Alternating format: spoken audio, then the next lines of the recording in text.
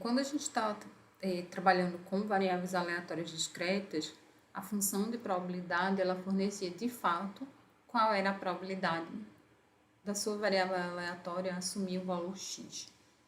Então, nos exemplos anteriores, a gente conseguia calcular exatamente qual era a probabilidade associada a um determinado valor do x. O que acontece é que quando a gente está trabalhando com variáveis aleatórias contínuas, a gente não vai ter um interesse específico em calcular a probabilidade para um valor de x. A gente vai ter interesse em observar a probabilidade do x estar dentro de uma faixa de valores. Então, a gente tem uma função diferente para tratar de probabilidades em variáveis aleatórias contínuas. Essa função não vai ser mais a função de probabilidade, ela vai ser a função de densidade e probabilidade. A maneira da gente representar é semelhante. A gente chama de f'zinho de x também. Então, ela não vai fornecer para a gente a probabilidade exata, direta, do x assumir determinado valor. Ela vai fornecer a probabilidade do x estar dentro de uma certa faixa.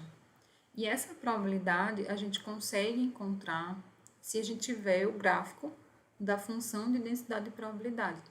Então, a área sobre o gráfico da função f de x, dentro de um certo intervalo, fornece para a gente essa probabilidade da minha variável aleatória estar dentro dessa faixa de valores, dentro do intervalo. Assim como a gente tinha propriedades que precisavam ser atendidas pelas funções de probabilidade, a gente também vai fazer algumas exigências, agora no mundo contínuo, para a função de densidade de probabilidade. Primeiro, f de x tem que ser maior ou igual a zero, ou seja, a minha função de densidade sempre assume valores positivos, e a integral de menos infinito a mais infinito de f de x dx é igual a 1.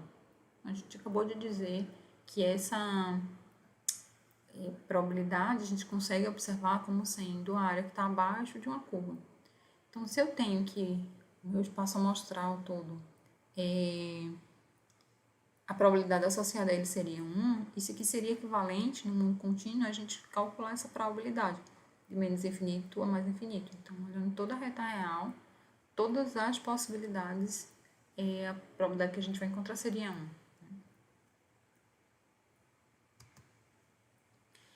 Como a gente tinha para as funções discretas, as informações do valor esperado e da variância, elas também vão ser medidas que em algum momento a gente vai precisar estar observando.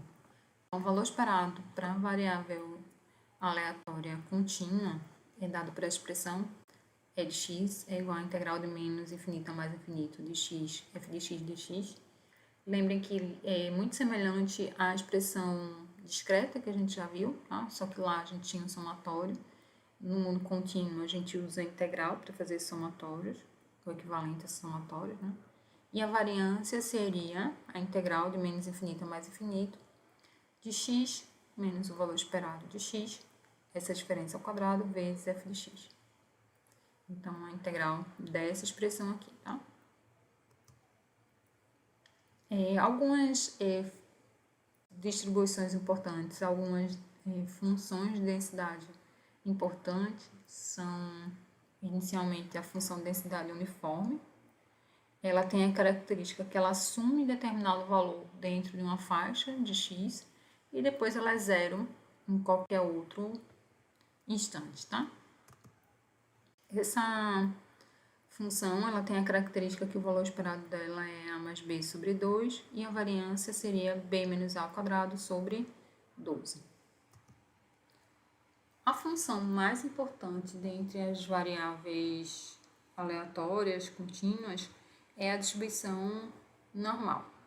A função de densidade normal, ela tem essa característica. Ela é uma função que tem um fator aqui, ponderando uma função exponencial, onde lá no expoente dessa função a gente tem todos esses fatores aqui. Menos x menos mi, seria x menos a média, ao quadrado, dividido por 2, sigma ao quadrado, onde mi vai representar a média e sigma é o meu desvio padrão. Então, muitas aplicações vão fazer uso dessa função de densidade, que tem a característica de ser uma distribuição normal. Então, o formato dessa função de densidade, ele é um formato de sino. Ela tem a característica que a curva ela é simétrica em relação à média. E a gente vai fazer em cima dessa expressão gráfica, né, da função de densidade, observações com relação a, por exemplo, a variabilidade, né, o desvio padrão dessas curvas, como é que se comportam, como é que eu consigo verificar, né, se as curvas têm a mesma média, por que elas podem ter formatos diferentes em relação a ser mais ampla ou mais achatada. E aí essa informação ela vai estar associada ao grau de dispersão das informações. Então, quando a gente tem um valor de desvio padrão maior, a curva ela tende a ser mais larga. Uma característica interessante é que a gente consegue ter informação com relação a da média mais ou menos um desvio padrão, a gente tem uma concentração maior das informações de cerca de 68,26%. Se a gente já pega dois desvios padrões, a gente já pula para mais de 95% e assim por diante. A função de distribuição com característica normal, ela vai estar presente em várias aplicações.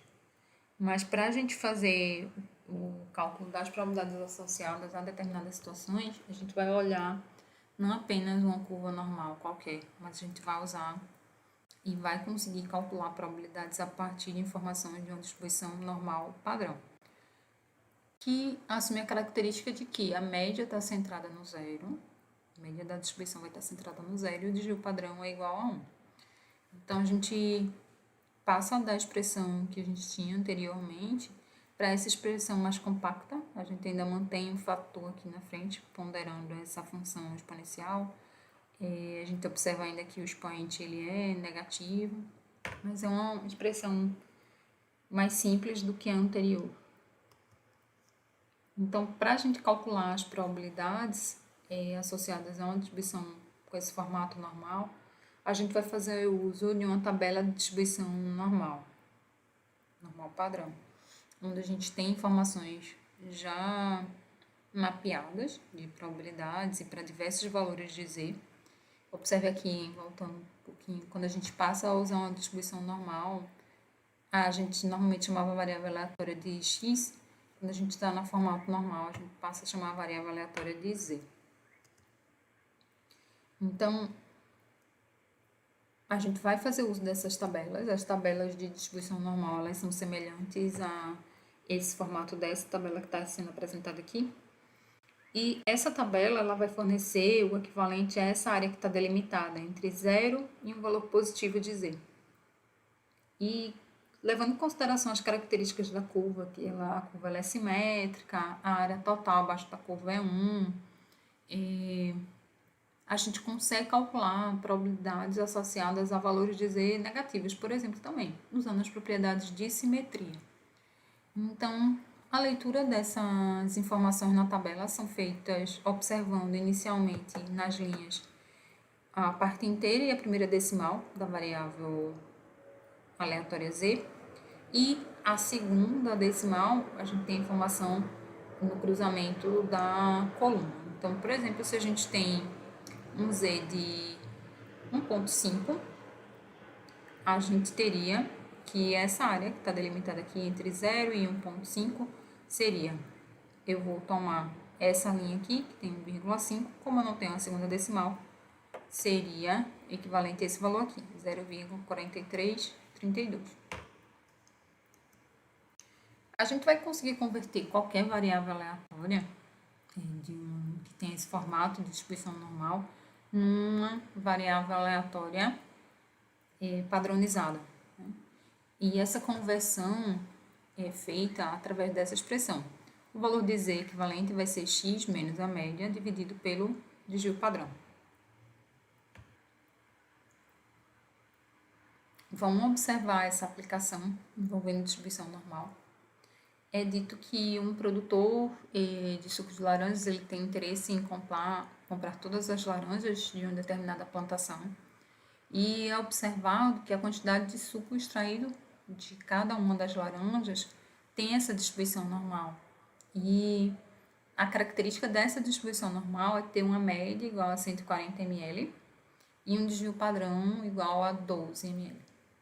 Então, é solicitado que a gente calcule qual a probabilidade que a laranja aleatoriamente selecionada venha conter entre 140 e 150 ml e depois calcular qual seria a probabilidade de que a laranja aleatoriamente tenha entre 150 e 165 ml. Então, para a gente resolver esse primeiro problema, inicialmente é importante a gente observar qual é a situação que a gente vai ter. A minha variável aleatória tem esse formato de uma distribuição normal, cuja média μ é igual a 140 ml e o desvio padrão é igual a 12. Tá? Então, tenho essa configuração. O que a gente quer encontrar é a probabilidade de que a laranja aleatoriamente ela tenha entre 140 e 150 ml. Então, para o item A, o que eu quero é a probabilidade que tem μ do x está entre 140 e vou marcar aqui um x de 150. Eu quero encontrar essa probabilidade aqui. Essa probabilidade é equivalente à área que está abaixo dessa curva. No entanto, para que a gente possa calcular essa área, a gente observa que essa curva ela não tem a característica de uma curva normal padrão. Então, a gente não poderia usar uma tabela para calculá-la. Então, o que a gente faz é, a gente inicialmente converte esses valores para valores que estão no formato de uma curva normal padrão, usando a transformação dessa variável x inicialmente para z. Z é x menos μ sobre sigma.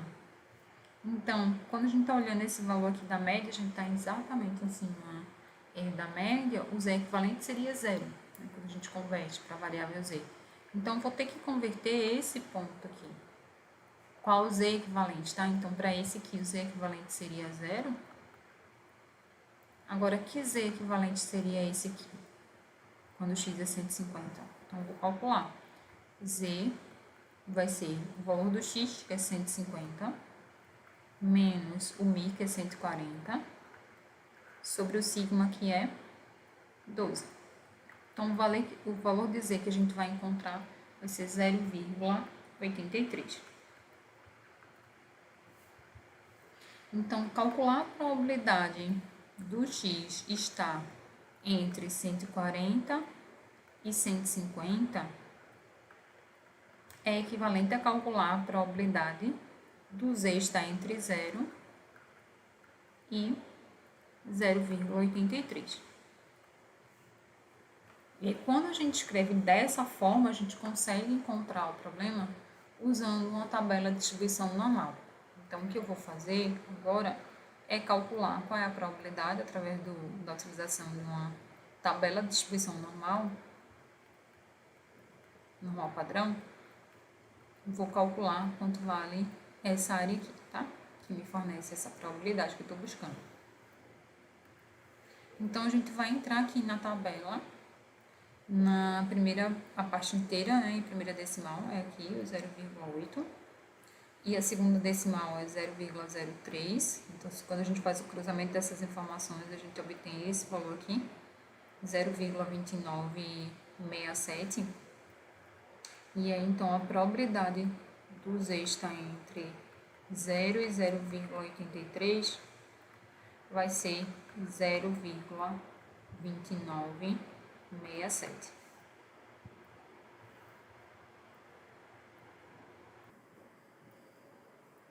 para essa segunda pergunta, para a gente calcular a probabilidade da laranja estar ali entre 150 e 165 ml, a gente vai ter essa situação aqui. Então, a distribuição é normal, centrada em Mi. Tem um valor de X aqui em 160, o outro em 165. E aí eu vou ter interesse em calcular a probabilidade de X estar aqui dentro dessa faixa, que seria equivalente a calcular essa área aqui de probabilidade, essa área abaixo dessa curva de distribuição normal. Como eu não consigo calcular usando uma curva normal qualquer, eu vou observar a equivalência em termos da variável normal padrão, fazendo a conversão. Esse x de 150, a gente já calculou qual é o z equivalente dela, tá? O z equivalente era 0,83. Para x igual a 165, a gente vai calcular quem seria o z equivalente. Então, a gente vai usar que z vai ser... Primeiro aqui, vamos escrever, né? Aqui para x igual a 150, o z equivalente a gente já calculou que seria 0,83. Para um x agora de 165, o valor de z equivalente vai ser 165 menos 140 sobre 12. Quando a gente faz essa continha, a gente vai encontrar um valor de z de aproximadamente 2,08. Então, calcular a probabilidade do x estar entre 150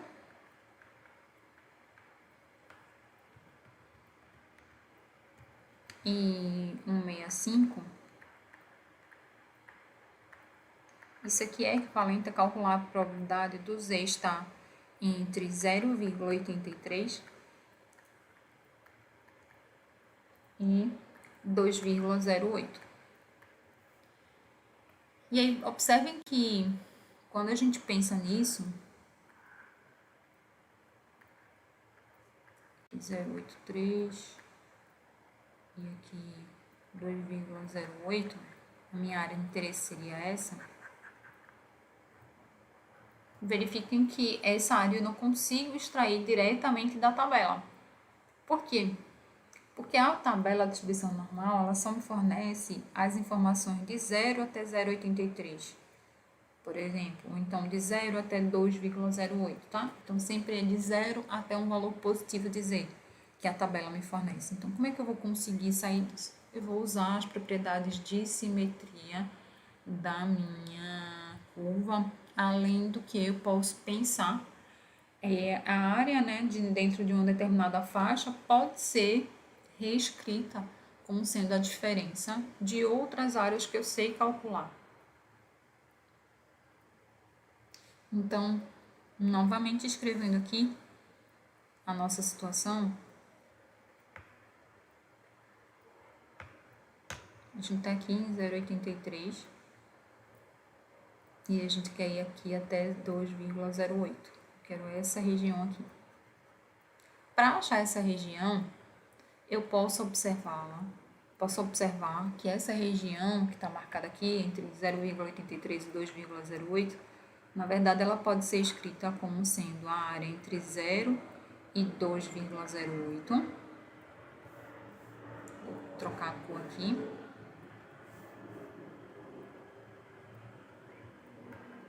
Essa área aqui, menos a área que está entre 0 e 0,83.